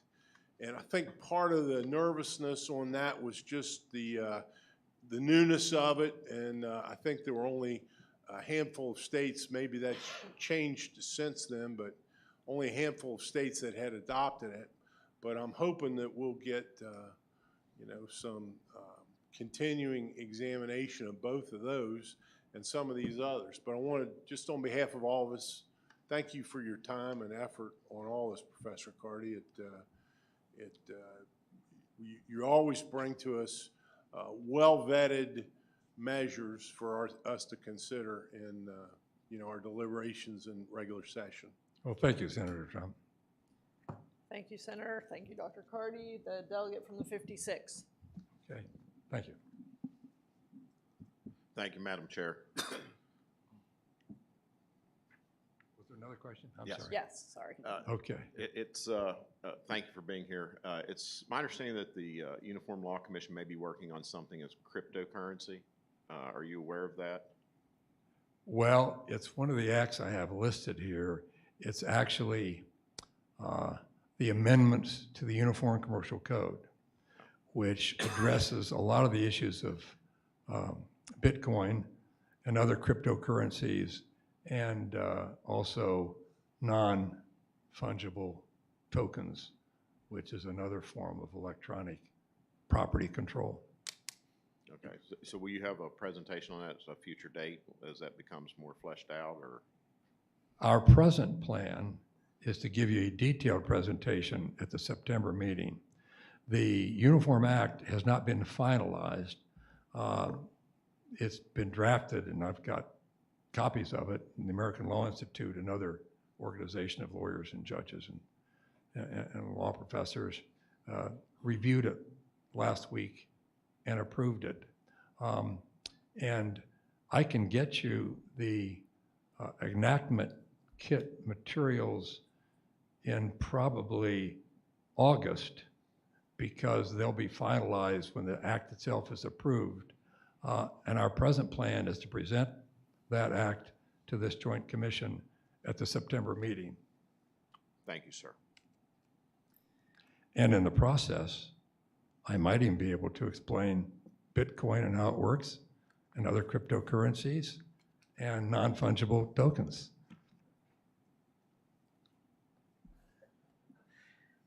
Any other questions for Dr. Carty?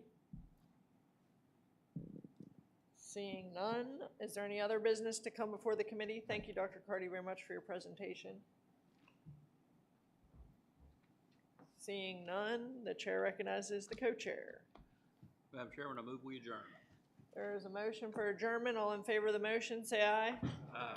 Any opposed? Thank you. We are adjourned.